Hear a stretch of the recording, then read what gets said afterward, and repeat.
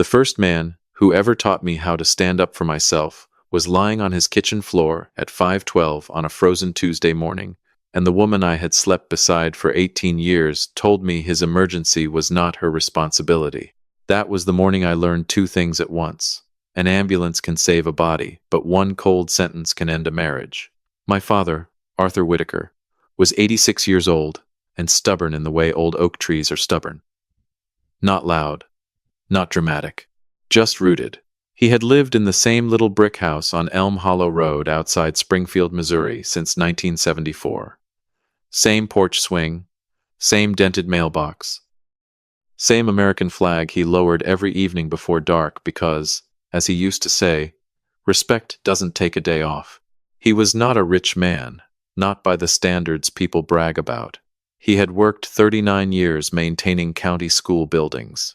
Boilers, busted lockers, leaky roofs, gym floors before tournaments, classrooms after storms. If something broke, Arthur Whitaker fixed it. If somebody needed help, he showed up with a toolbox before they finished asking. When my mother died 9 years earlier, I thought he would finally let the world take care of him for a change. He did not. He kept his garden, kept his truck washed, kept Sunday supper going, even if it was just the two of us eating pot roast under that old kitchen light that hummed when it rained. I am 63 years old, family, and there are still days I walk into my father's house and feel 10 again. That is what a good parent does. They become a place inside you. My name is Raymond Whitaker. Most people call me Ray. I retired from the post office 2 summers ago after 41 years of walking streets, carrying bills, birthday cards, court notices, Christmas packages, and sometimes the kind of letters that made people sit down before they opened them. I thought retirement would slow life down. It did not. It just made the quiet louder. My wife's name was Marlene. I say was because there are some words you stop using before the paperwork catches up. Marlene was 59, sharp as a sewing needle, always dressed like somebody might photograph her by accident. She ran a small home staging business, turning empty houses into places buyers could imagine themselves living. She was good at it, too. I will not lie about that. Marlene could place a lamp and a bowl of fake lemons on a counter and make a stranger offer $20,000 over asking. But somewhere along the way, she started staging our marriage the same way, nice from the curb, cold once you stepped inside. I had learned to keep things smooth. That was my mistake. I told myself peace was worth a little swallowing, a little silence, a little looking away. When Marlene rolled her eyes at my father's stories, I pretended not to see. When she complained that Sunday supper at Dad's house was another wasted evening, I made excuses for her. When she called him your father with that little edge in her voice, never Dad, never Arthur, I told myself some people just do not bond easily. A man can spend years translating disrespect into misunderstanding if he is afraid of what plain English will cost him. That Tuesday morning, plain English came for me. It was February 6th, 5:12 a.m. Ice had glazed everything during the night. The driveway looked like glass. The maple branches were bent low, and the whole neighborhood had that blue-black winter silence that comes before sunrise. My phone rang on the nightstand. Not buzzed. Rang. At my age, nobody calls at 5:12 unless something has gone wrong. I sat up before my eyes were fully open. The screen said, "Mercy alert response." My heart knew before my hand answered. "Mr. Whitaker," a woman said.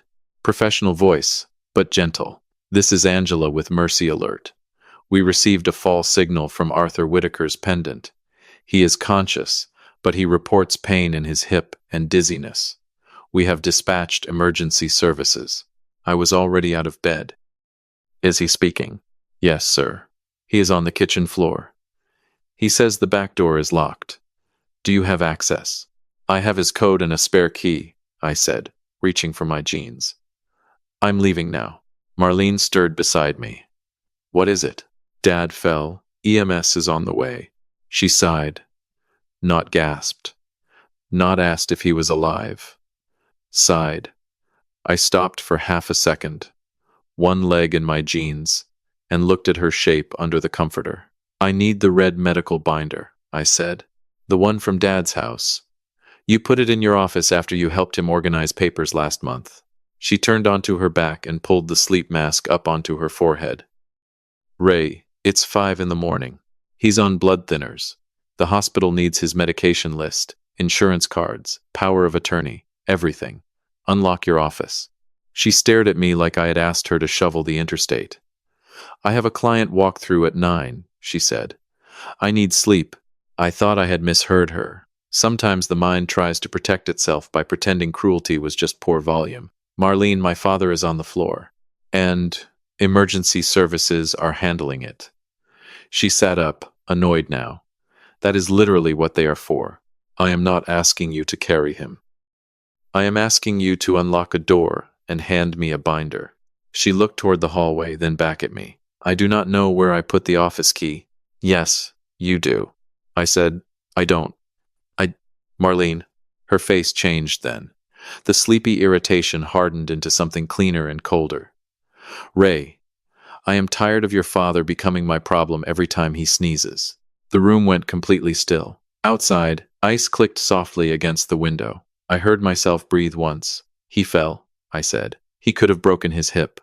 Then let the ambulance take him. Let the doctors do their job. I am not turning my morning upside down because an 86-year-old man refuses to move into assisted living. I put both hands on the dresser and leaned forward, not because I was angry, but because for 1 second my knees felt unreliable. The binder, Marlene. She lay back down and pulled the comforter up to her shoulder. No, she said. Your father is not my responsibility. Figure it out yourself.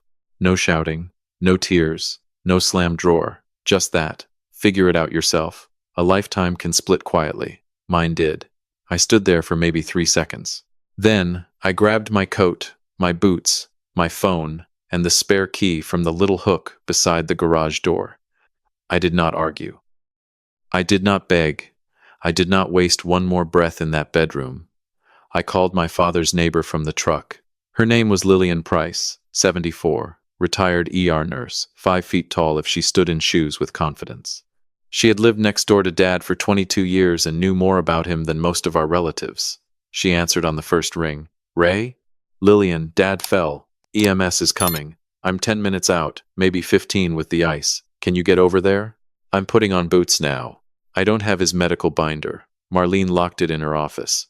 There was a pause, but not the kind Marlene gave me. This pause had judgment in it, and Lillian was kind enough not to say it out loud. I have photos of his pill bottles from when I helped him after Thanksgiving, she said. I'll print them if the power holds. If not, I'll bring my phone. I closed my eyes for 1 beat. Thank you. Ray, she said, voice firm. Drive slow. He needs you alive. That is what people do, family. They help, and then they remind you not to break yourself doing it. The roads were miserable. My truck slid twice before I got out of our subdivision. By the time I reached Elm Hollow Road, 2 fire trucks and an ambulance were outside Dad's house, red lights moving over the icy trees like the whole street was breathing danger. Lillian stood on the porch in a purple coat, holding a flashlight and a Ziploc bag full of pill bottles, because of course she had gone 1 step further. One firefighter was salting the steps. Another was inside. I stepped out of the truck and nearly went down on the ice. Lillian grabbed my arm. Easy. My dad? Talking. Complaining about them cutting his pajama pants. That almost took me out right there. Inside, the kitchen smelled like coffee and old wood. Dad was on a stretcher, gray-faced but awake, one paramedic checking his blood pressure while another taped an IV line. His right leg was turned wrong enough that I had to look away for half a second. He saw me and tried to smile. Well, he said, voice tight. This is embarrassing. I went to his side and took his hand. His fingers were cold. You scared me. I scared myself. Don't tell anybody. There are 2 fire trucks outside, Dad. He closed his eyes. So much for secrecy. The paramedic asked about medications. Lillian stepped forward with her phone and the pill bottles. Warfarin, lisinopril, metoprolol, and something for cholesterol he complains about every Tuesday. Dad opened one eye. Because it tastes like chalk. It's a pill, Arthur. You don't taste pills. I do when I'm suffering. The paramedic smiled despite himself and started writing. I looked at Lillian. She just nodded once, like she was saying, "We have him." They transported Dad to Mercy Hospital. I followed behind the ambulance with both hands on the wheel, watching the flashing lights bounce off the frozen road. Every mile, I thought about that red binder locked behind Marlene's office door. Not because we could not survive without it, we were surviving. Lillian had made sure of that. I thought about it because my wife had chosen not to open a door. Sometimes, betrayal is not stealing money or breaking vows in some dramatic hotel room. Sometimes betrayal is a locked office and a warm bed. Sometimes it is a person hearing the word fallen and deciding it is inconvenient. At Mercy, they took Dad back fast. Possible hip fracture, possible head impact, blood thinner risk. Everything became questions, monitors, forms, nurses moving with purpose. Lillian stayed. She did not ask if I wanted her to. She just sat beside me in the waiting area with a paper cup of coffee in both hands and her purse on her lap like she had all day. At 7:36, a doctor named Patel came out. He was young enough that Dad would later call him that boy doctor, but his eyes were steady. "Your father fractured his hip," he said. "We're also monitoring him closely because of the blood thinner. CT scan looks good so far, no brain bleed. He'll need surgery, likely tomorrow morning if labs are stable." I nodded like I understood all of it. I understood only one thing. "He's alive." Dr. Patel softened. "He's alive, and he is very annoyed that we will not let him drink coffee." I laughed, but it came out rough. When they let me see him, Dad was in a small room with a curtain half pulled and a television mounted too high on the wall. His hair was flat on one side. His face had color again, but pain had drawn new lines around his mouth. "You call Marlene?" he asked. I looked at him. Even then, lying there with a broken hip, he was thinking about manners, about family, about not leaving anyone out. "She knows," I said. He watched my face for a moment. My father had fixed boilers for 4 decades. He knew when pressure was building behind a wall. "She coming?" I did not answer quickly enough. Dad looked toward the window. It was still dark outside, but the hospital glass held a faint reflection of us both. Me standing, him lying there. 2 old men, one older than the other, trying not to say what we already knew. "She had a client thing," I said. Dad gave one little nod. Not surprise. That was what hurt. Lillian came in after a while with a cafeteria muffin, which Dad declared structurally suspicious, and for 20 minutes we almost felt normal. He complained about the hospital socks. Lillian told him he had no business criticizing fashion in a gown that opened in the back. He laughed and then winced, and I helped him drink water through a straw. At 9:18, my phone buzzed. "Marlene." I stepped into the hallway and answered. "Where are you?" she asked. "At Mercy." "Well, obviously. I mean, are you coming home soon? I need the truck moved." "It's blocking the driveway, and Denise is coming by with fabric samples." I looked down the hallway at a nurse pushing an empty wheelchair. I remember that clearly because the squeak of one wheel sounded like a bird. "My father broke his hip." There was a pause. "Oh," she said. "Well, I'm sorry to hear that. Sorry to hear that." Like I had told her a restaurant closed. "He needs surgery." "Today?" "Tomorrow, probably." Another pause. Then, "Ray, I know this is stressful, but you cannot expect me to just drop my whole schedule every time something happens with him." The hallway seemed to narrow. "I expected you to unlock a door. I told you I didn't know where the key was. You were wearing it on your wrist last night. The blue coil." Silence. There it was. She knew. I knew. And for once, I refused to help her hide inside a lie. "Marlene," I said, very quietly, "I am going to take care of my father now. Do not get dramatic with me." "I'm not." "You are. You always do this with him. You run over there like you're still a little boy." Something in me went calm. Not peaceful. Not yet.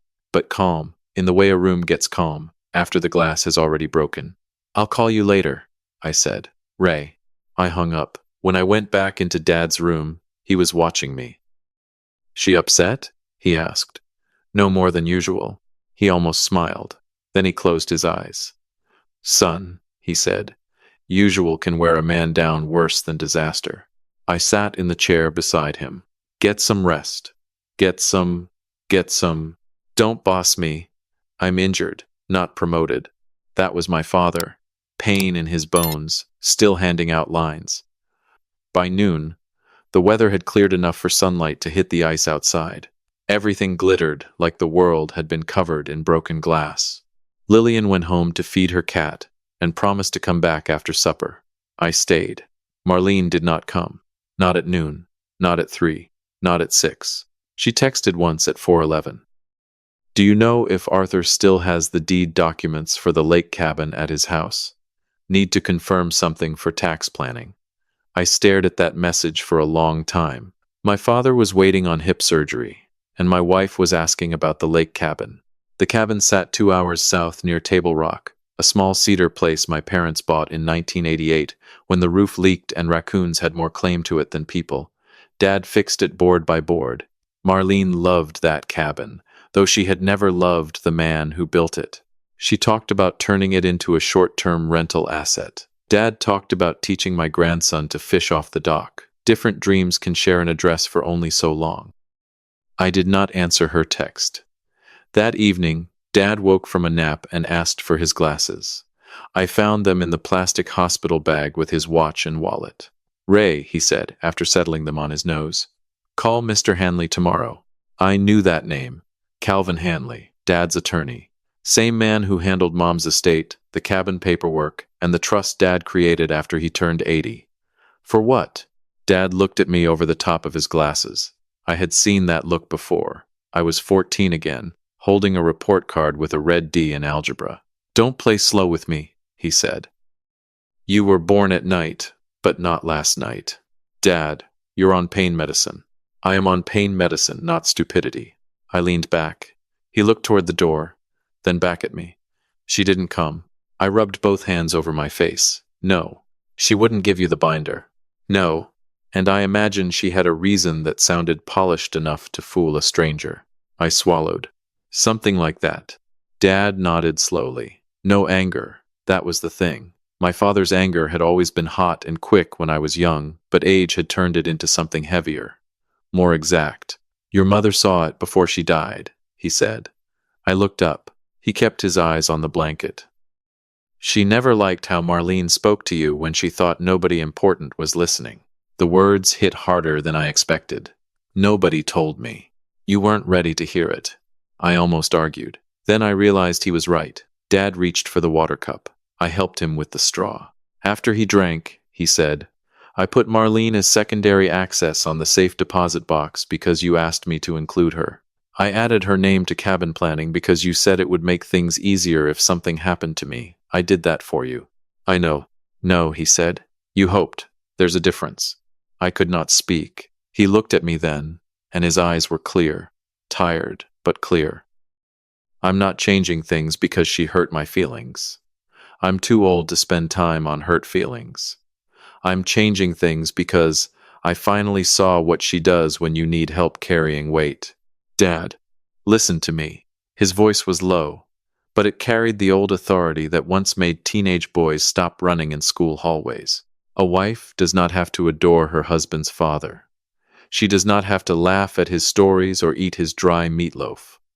But when the house is on fire, she should not stand there asking who owns the hose. My throat tightened. He reached out with his good hand and tapped my wrist.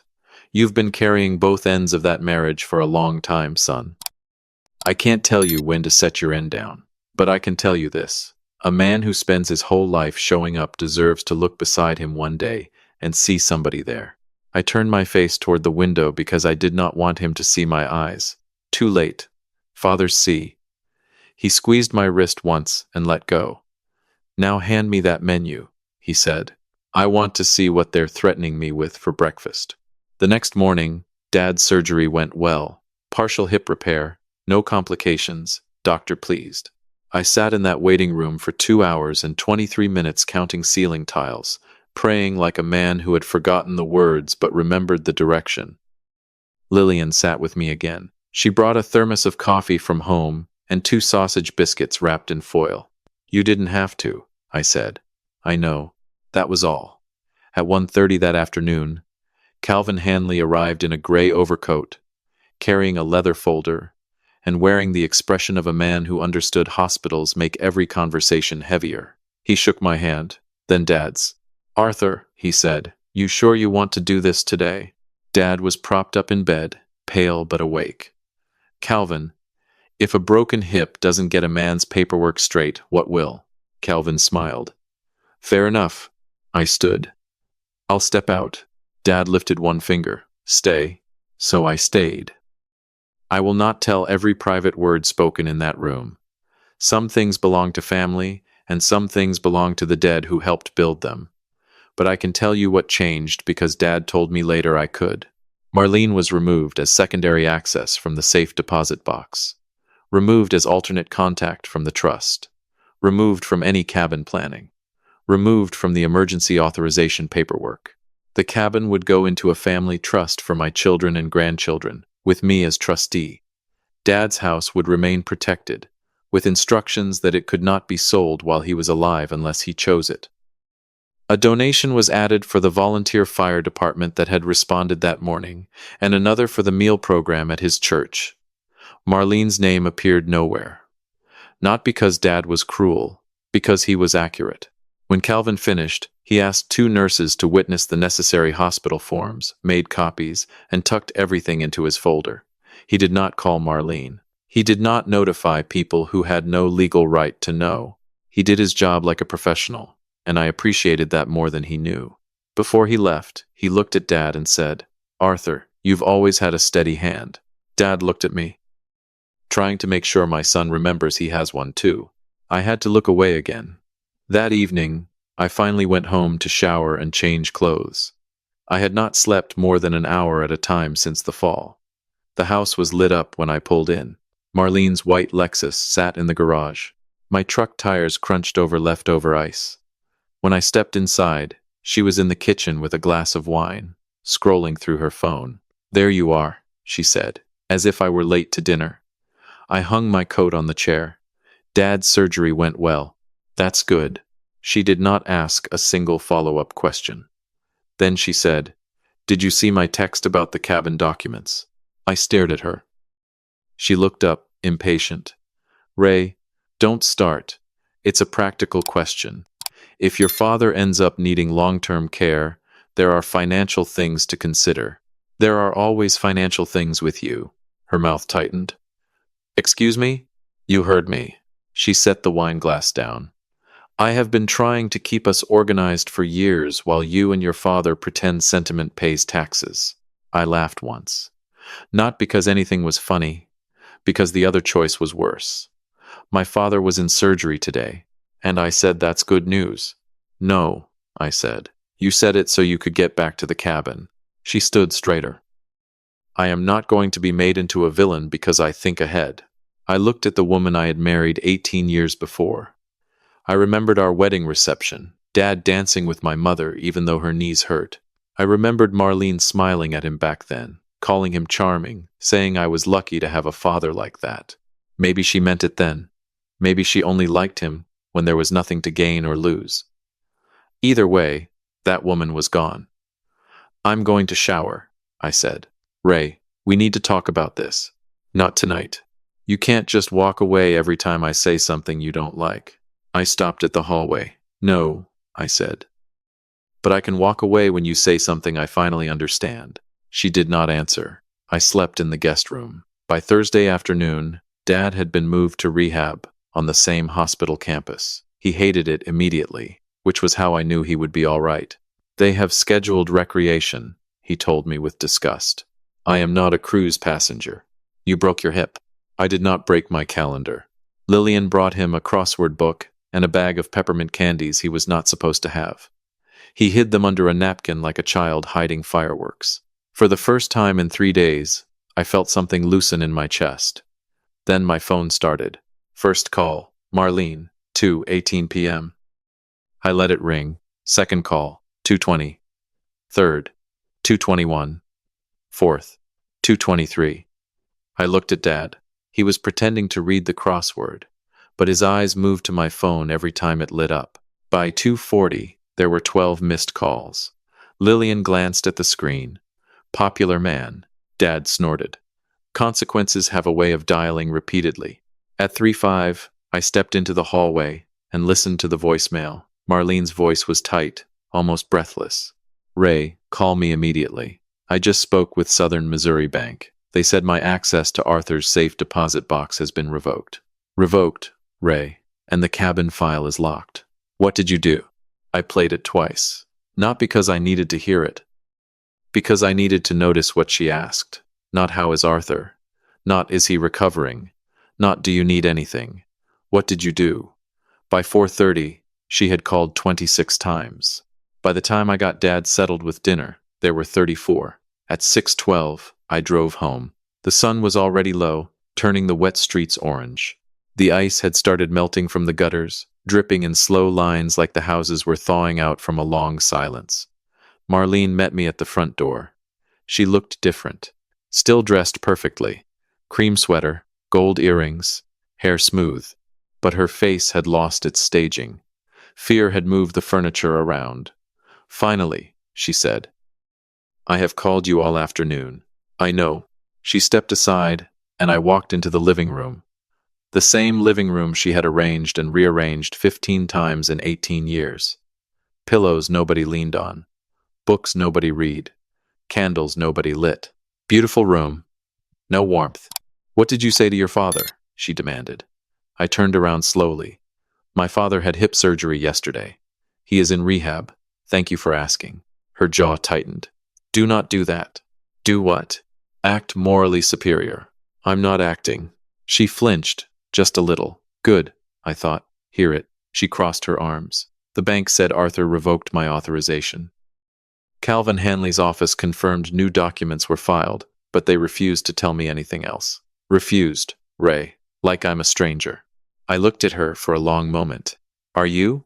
The question landed between us. Her eyes widened. I am your wife. You were my wife at 5:12 Tuesday morning, too. She looked away first. I stepped farther into the room. My voice stayed quiet. I was grateful for that. Loud would have given her somewhere to hide. My father was on his kitchen floor with a broken hip. Emergency services were outside his house. I asked you for a medical binder, and you told me he was not your responsibility. I was half asleep. You were clear. I was stressed. You were in bed. I had a major client meeting. My father had an ambulance in his driveway. She closed her mouth. There it was. The simple version, the one no amount of decorating could improve. She walked to the window, then turned back. So, he's punishing me? No. He is protecting what he built. From me? From anyone who hears an emergency and thinks first about inconvenience. Her eyes flashed. That is unfair. No, I said. Unfair was Lillian Price standing on an icy porch with my father's medications while you lay in a warm bed holding the key to your office. She looked shocked that I knew. Shocked not by what she had done, but by the fact that I would say it plainly. I could not find the key. Marlene. One word. She stopped. I reached into my coat pocket and pulled out the blue coil key ring I had found hanging beside her office door when I came home to shower the night before. I set it on the coffee table. The tiny brass office key caught the lamplight. She stared at it. For 18 years, I had helped her explain herself. I had softened her edges in my own mind. I had carried her excuses like extra luggage, because I thought marriage meant never putting the bags down. But looking at that key on the table, I finally understood something my father had tried to teach me my whole life. A thing does not become lighter because you refuse to name its weight. Marlene sat down slowly on the couch. Ray, she said, and now her voice changed. Softer, smaller. The voice she used when she needed something. We can fix this. Talk to Arthur. Tell him I panicked. Tell him I didn't understand how serious it was. You understood enough to mention assisted living. She covered her face with one hand. I said something stupid. You said something true. No, I was angry. I was tired. I looked at her, and for the first time in years, I did not feel responsible for rescuing her from the consequences of her own mouth. My father told me something in the hospital, I said. He said when the house is on fire, a wife shouldn't ask who owns the hose. She lowered her hand. He always had a way with little sayings, she said bitterly. Yes, I said, and you always had a way of missing the lesson. Her eyes filled then, but I could not tell if it was grief or fear. Maybe both, maybe fear wearing grief's coat. What about us? She whispered. There it was. Not the cabin. Not the bank box. Not the trust. Us. The word should have moved me. Once, it would have. Once, I would have crossed the room, sat beside her, taken her hand, and promised we would work through it because that is what I always did. I would have patched the wall without asking why she kept swinging hammers. But I was tired, family. Not sleepy. Tired in the soul. I don't know yet, I said honestly. She looked up fast. You don't know? I know I'm not sleeping here tonight. Ray, I'm going back to the rehab center in the morning. Tonight, I'm staying at Dad's house. You're leaving over one bad morning? I almost smiled. Not because it was funny, because that is how people like Marlene survive themselves. They shrink the wound until it sounds petty. One bad morning, I repeated. No, I am leaving because that morning showed me the shape of 18 years. She stood. That is not fair. Maybe not, I said, but it is accurate. My phone buzzed in my pocket. I pulled it out. Dad. Marlene saw his name on the screen. Her face changed again. Hope, calculation, panic, all passing through her eyes so quickly she almost looked young. Answer it, she said. Put it on speaker. Let me talk to him. I looked at the phone, then at her. For a second, I remembered Dad teaching me to ride a bike in the church parking lot. His hand on the back of the seat, me yelling, "Don't let go," him saying, "I'm not."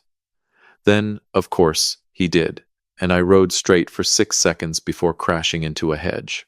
He picked me up and said, "See? You can fall and still learn something."